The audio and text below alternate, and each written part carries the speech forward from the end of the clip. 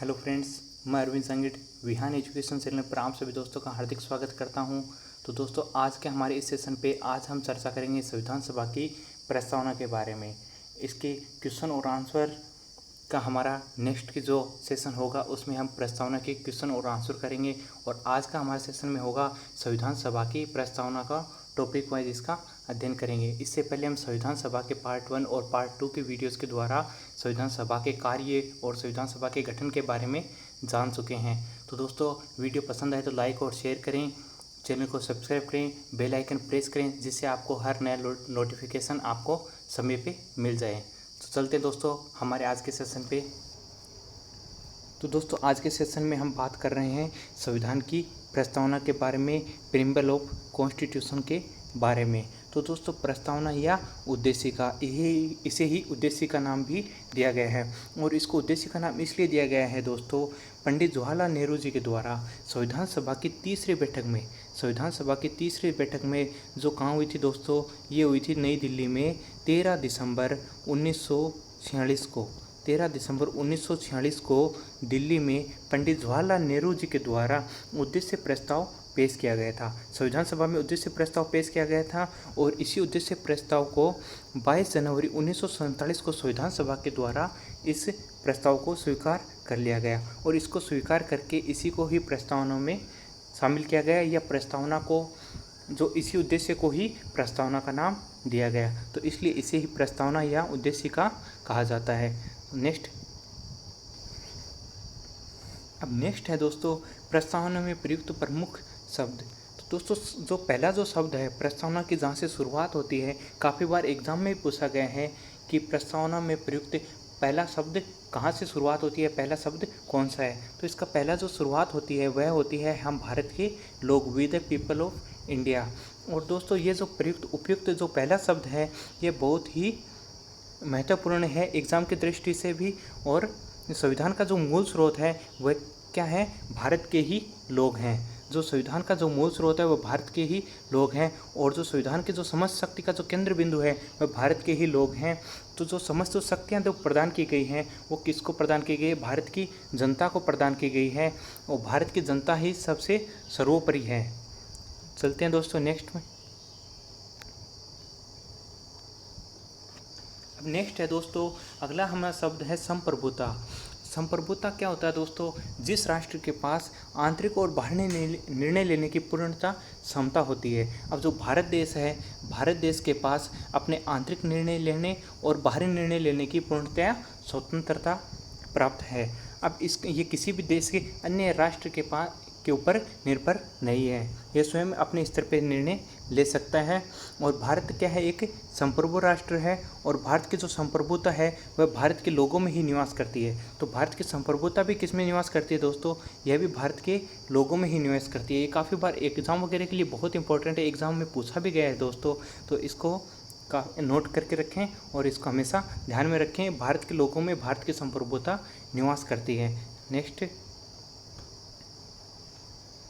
अब नेक्स्ट जो शब्द है वो दोस्तों समाजवादी जो है, इसे 42वें संविधान संशोधन के द्वारा 1976 में जोड़ा गया था। इसे 42वें संविधान संशोधन के द्वारा 1976 में इसे जोड़ा गया था। और समाजवाद का दोस्तों क्या मतलब हुआ कि भारत में एक जो समाजवाद को जिसको अपनाया गया है वह एक लोकतांत्रिक समाजवाद है। और यह लोकतांत्रिक जो समाजवाद क्या होता है, एक मिश्रित अर्थव्यवस्था को इंगित करता है कि जो भारत की जो अर्थव्यवस्था होगी वो किस आधार पे होगी, उसका बेस क्या होगा, उसके आधार पे इसको समाजवादी को इसको शब्द को जोड़ा गया है 42वें संविधान संशोधन के द्वारा। तो एक मिश्रित अर्थव्यवस्था को इंगित करता है और लोकतांत्रिक समाजवाद को भारत में अपनाया गया है। और समाजवाद के मुख्य रूप से इसके जो जनक किसको माना जाता है, इसके जनक माना जाता है दोस्तों जो लेनिन है, लेनिन को इनका समाजवाद का जनक माना जाता है। नेक्स्ट शब्द पे चलते हैं दोस्तों। अब नेक्स्ट जो शब्द है वह दोस्तों शब्द है हमारा धर्मनिरपेक्ष। तो धर्मनिरपेक्ष शब्द को भी 42वें संविधान संशोधन के द्वारा 1976 में जोड़ा गया है 42वें संविधान संशोधन के द्वारा 1976 में जोड़ा गया है। और धर्मनिरपेक्ष क्या होता है दोस्तों? जो राष्ट्र किसी भी धर्म या पंथ को मानने के लिए बाध्य नहीं करता है। जो नागरिक हैं, जो देश में रह रहे हैं, जो व्यक्ति या नागरिक जो भी है, वो किसी भी धर्म या पंथ को मानने के लिए बाध्य नहीं करता है। कोई भी जो राज्य है या राष्ट्र है, और भारत भी क्या है, एक धर्मनिरपेक्ष पंथ निरपेक्ष राज्य है। तो धर्मनिरपेक्ष और पंथ निरपेक्ष जो इसको नाम दिया गया था, यह नाम दिया गया था दोस्तों महात्मा गांधी जी के द्वारा। महात्मा गांधी जी ने सर्वप्रथम पंथ निरपेक्ष नाम दिया था। और गांधी जी का मानना था दोस्तों कि धर्म के बिना व्यक्ति का जीवन शून्य है। एग्जाम में भी काफ़ी बार पूछा गया है दोस्तों, धर्म के बिना व्यक्ति का जीवन शून्य है, उपयुक्त कथन किसका है? तो इसका राइट आंसर होगा दोस्तों महात्मा गांधी। नेक्स्ट है दोस्तों, सभी धर्मों को समान माना गया है। तो भारत में जितने भी धर्म हैं सभी को समान रूप से माना गया है। और पंथ निरपेक्ष शब्द ये दोस्तों हमने आपको अभी बता दिया है। चलते हैं दोस्तों नेक्स्ट हमारे अगले शब्द पे।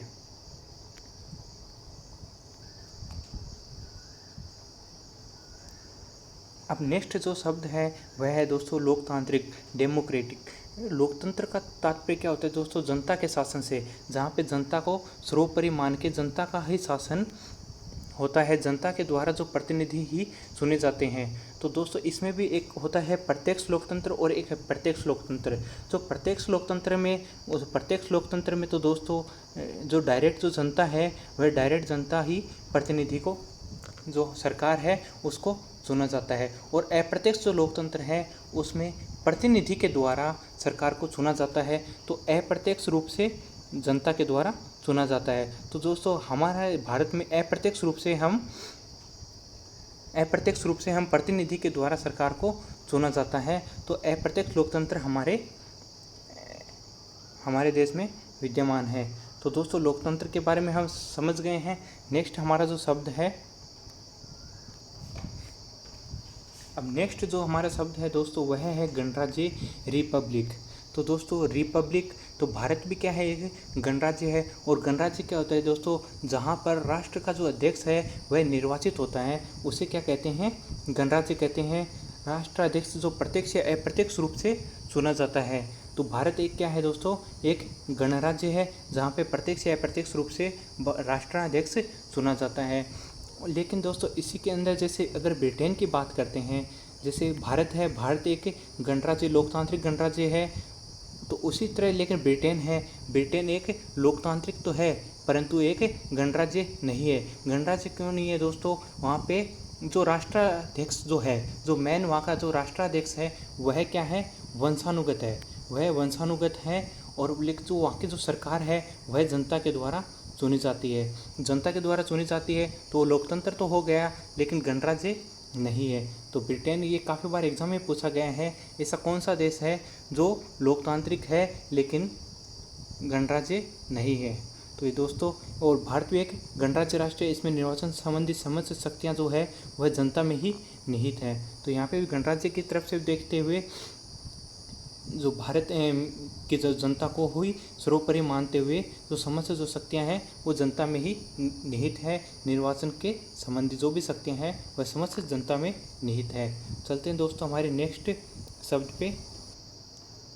अगला जो शब्द है वह दोस्तों बहुत ही इम्पोर्टेंट जो शब्द है वो है न्याय, जस्टिस। प्रस्तावना में न्याय शब्द को 3 रूपों में समाविष्ट किया गया है। और वह 3 रूप है दोस्तों, सामाजिक न्याय, आर्थिक न्याय और राजनीतिक न्याय। तो सामाजिक न्याय से तात्पर्य है दोस्तों, सामाजिक न्याय से समाज में सभी वर्गों को समान रूप से महत्व देना है। जितने भी वर्ग हैं जो भारत में रह रहे हैं, सामाजिक रूप से सभी को समान महत्व प्रदान किया गया है, सभी को समान माना गया है। और आर्थिक न्याय से तात्पर्य है दोस्तों, जितने भी वर्ग है, जितनी भी भारत देश की जो जनता है उनको समान अवसर प्रदान करने से है, सभी को समान अवसर प्रदान करके समान रूप से रखना है। और राजनीतिक जो न्याय से तात्पर्य है दोस्तों, राजनीतिक न्याय से राजनीतिक रूप से सभी जो वर्ग हैं या सभी जो जनता है उनको समान ही माना गया है। तो चलते हैं हमारे दोस्तों नेक्स्ट शब्द पे। और दोस्तों जो नेक्स्ट जो शब्द है वह है स्वतंत्रता। और स्वतंत्रता में दोस्तों 5 प्रकार की स्वतंत्रता की बात की गई है। विचार, अभिव्यक्ति, विश्वास, धर्म और उपासना, ये 5 प्रकार की स्वतंत्रताओं की बात की गई है। अगर दोस्तों इन स्वतंत्रता को अगर हनन होता है तो व्यक्ति न्यायालय की शरण ले सकता है और वह अपनी जो स्वतंत्रता है उसको प्राप्त कर सकता है। तो ये 5 स्वतंत्रताएं भारत के संविधान की प्रस्तावना में शामिल किए गए हैं। ये काफ़ी बार एग्जाम में पूछा गया दोस्तों। विचार, अभिव्यक्ति, विश्वास, धर्म और उपासना की 5 प्रकार की स्वतंत्रताएं व्यक्ति को प्रस्तावना में प्रदान की गई हैं। चलते हैं दोस्तों हमारे नेक्स्ट शब्द पे। अब नेक्स्ट जो शब्द है वह है दोस्तों हमारा समानता, इक्वलिटी। तो दोस्तों जो भारत की जो प्रस्तावना है, संविधान की जो प्रस्तावना है, उसमें सभी वर्गों को, सभी देश की जनता को, सभी को समान रूप से माना गया है। किसी के साथ कोई भेदभाव नहीं किया गया है और समानता से तात्पर्य किसी भी वर्ग या व्यक्ति के विशेषाधिकार या भेदभाव को समाप्त करने से है। किसी भी व्यक्ति को विशेष अधिकार प्राप्त नहीं होंगे और किसी के साथ कोई भेदभाव नहीं किया जाता है। इसमें 2 प्रकार की समानता है, उसको व्याख्या उसमें शामिल की गई है और वह 2 प्रकार की है दोस्तों, प्रतिष्ठा और अवसर। तो प्रतिष्ठा की समानता प्रदान की गई है देश की सरकार के द्वारा, यानी सभी लोगों को समान मानकर सभी की गौरव और प्रतिष्ठा की मान का भी समान होगा, यानी सभी की समान मान होगा, सभी का समान प्रतिष्ठा प्राप्त होगी। और अवसर है दोस्तों, तो देश की सरकार के द्वारा जो अवसर जो प्रदान किए जाएंगे वह सभी को समान रूप से प्रदान किए जाएंगे, किसी को विशेष अधिकार प्राप्त नहीं होगा। चलते हैं हमारे दोस्तों नेक्स्ट शब्द। अब नेक्स्ट जो शब्द है वह है दोस्तों बंधुत्व है। बंधुत्व से तात्पर्य दोस्तों भाईचारे की भावना से। जो भाईचारे की जो भावना है वही बंधुत्व कहलाती है। इसमें व्यक्ति की गरिमा, राष्ट्र की एकता, अखंडता को बनाए रखने के लिए भाईचारे की भावना को बढ़ाने से संबंधित है। तो बंधुत्व क्या है दोस्तों? इसमें व्यक्ति की जो गरिमा है, राष्ट्र की एकता, अखंडता, उन सबको बनाए रखने जो भावना, जो भाईचारे की भावना है उसको बढ़ाना है। और वैसे दोस्तों इसमें जो अखंडता ये जो शब्द है यह भी 42वें संविधान संशोधन के द्वारा 1976 में 42वें संविधान संशोधन के द्वारा 1976 में अखंडता जो शब्द है उसको जोड़ा गया था।